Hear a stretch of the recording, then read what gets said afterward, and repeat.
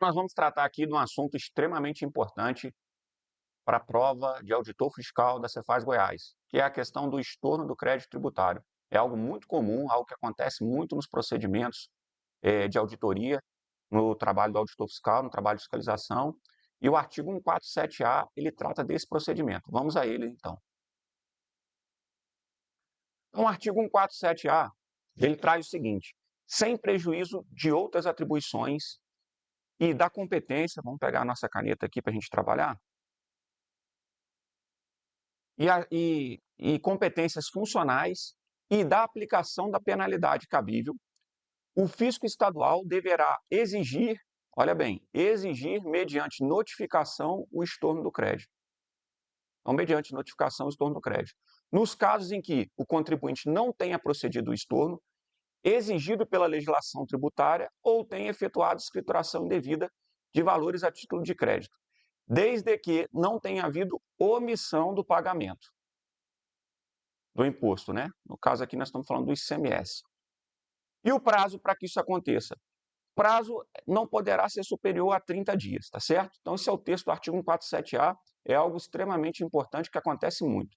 Então vamos aos nossos mapas mentais e vamos usar um exemplo concreto também, tá certo?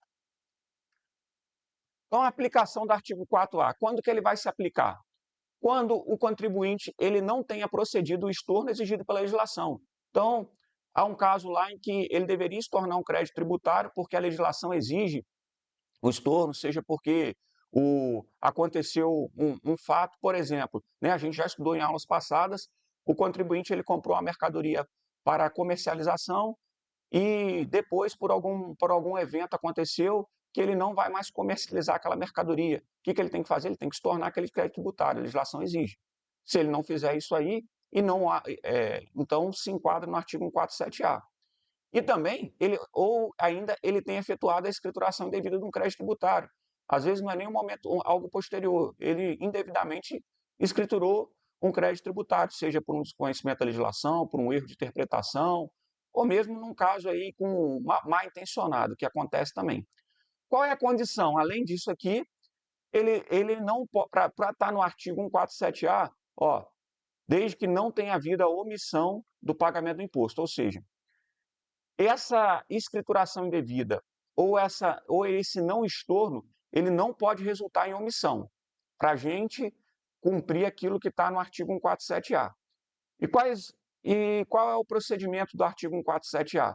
Notifica o contribuinte para estornar aquele crédito e aplica a penalidade num prazo de até 30 dias. E se ele não estornar nesse prazo de 30 dias, o que o auditor vai fazer? Ele vai lançar o ICMS.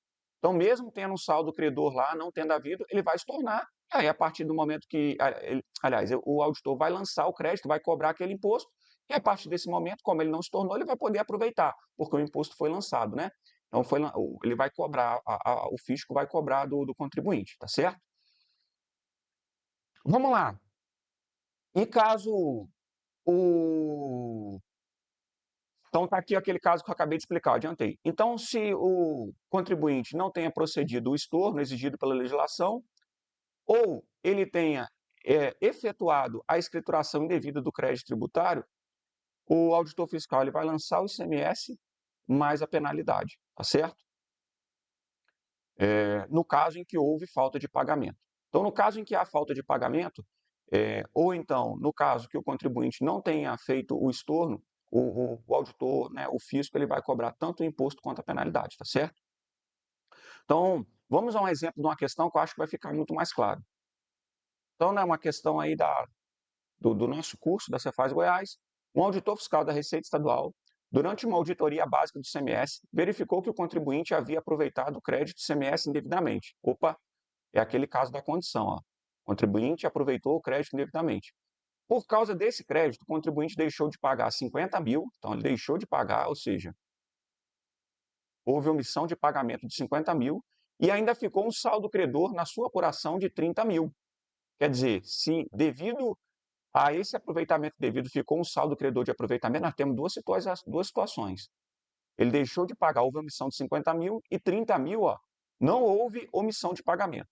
O procedimento correto que o auditor deve tomar é, então, vamos olhar aqui, nós temos duas situações. A primeira, ele deixa de pagar os 50 mil, ou seja, a omissão de pagamento de 50 mil, e o segundo caso fica um saldo credor, que é fruto desse aproveitamento de crédito indevido, entretanto, não há omissão de pagamento, correto? Então, aqui nós vamos seguir tudo que está no nosso mapa mental. Vamos ver aqui no mapa, aqui, então. Então, lá no caso, dos 30 mil, o que ele vai fazer? Primeiro, ele aplica o artigo 147? Sim, por quê? Ele efetuou a escrituração indevida do crédito tributário, ok. É uma das duas, né, que é alternativa, essas duas aqui. Qual a outra condição? Ele não tenha, não houve falta de omissão de pagamento em relação aos 30 mil. Então, eu vou aplicar o artigo 147A sobre os 30 mil. E os 50 mil, não. Por quê? Porque não cumpriu a condição. Houve falta de pagamento, ele deixou de pagar 50 mil.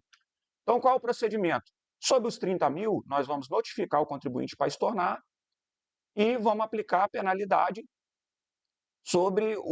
a penalidade pelo fato, a multa formal, pelo fato dele ter aproveitado, né, dele ter escriturado aqueles 30 mil. Então, não vou cobrar o tributo, somente a penalidade, por ele ter feito uma escrituração indevida. Qual é o prazo? Ele tem até 30 dias para fazer. Caso ele não faça, eu vou cobrar os 30 mil também. Isso sobre os 30 mil está ok, né? Tá. E vamos lá.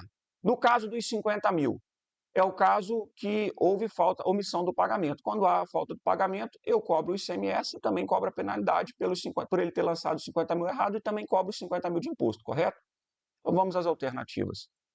Letra A, notificar o contribuinte para corrigir o saldo credor em até 30 dias, aplicando a penalidade sobre o valor indevidamente apropriado. Então, assim, ele tem que notificar para corrigir o saldo credor em até 30 dias, aplicando a penalidade apenas sobre o valor indevidamente apropriado? Não, ele deve aplicar sobre os 80 mil. E ele deve também cobrar o tributo, os 50 mil, lançar a cobrança do imposto, do ICMS. Vamos para a letra B. Realizar o lançamento de ofício do imposto não pago? Ok, ele tem que realizar o lançamento do imposto não pago, que é os 50 mil, incluindo o valor do saldo credor e aplicar as penalidades legais correspondentes ao total apurado. Então, ó, o erro está aqui. Ó.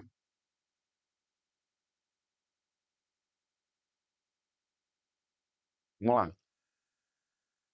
Incluindo o saldo credor. O saldo credor, ele não vai cobrar o imposto, tá vendo? Ele não vai cobrar o imposto, ele somente aplica a penalidade. Qual que é o erro aqui? Aqui está incompleto, entendeu? A letra A, alternativa A, está incompleta. A C, determinar a exclusão imediata do saldo credor do contribuinte e aplicar a multa exclusivamente sobre o imposto não recolhido. Errado. A multa também vai sobre os 80 mil, sobre o valor escriturado indevidamente. Ele também aplica a multa sobre esse valor. Lançar de ofício o imposto não recolhido sem considerar o saldo credor, ou seja, a gente considera o saldo credor. E notifica o contribuinte para apresentar defesa em até 30 dias. Realizar o lançamento de ofício do imposto não pago, ok, eu cobro o imposto não pago, aplica a penalidade legal correspondente ao valor total da escrituração indevida, correto, porque sobre os 80 mil eu vou aplicar a penalidade, e notifica o contribuinte para estornar o saldo credor de 30 mil no prazo de até 30 dias. Então, a letra E é a nossa resposta. Então é isso, um exemplo prático com uma questão para consolidar um assunto tão importante que às vezes só na leitura ali fica difícil compreender. Ficamos por aqui com esse assunto extremamente importante para a sua prova de auditor fiscal da Cefaz Goiás.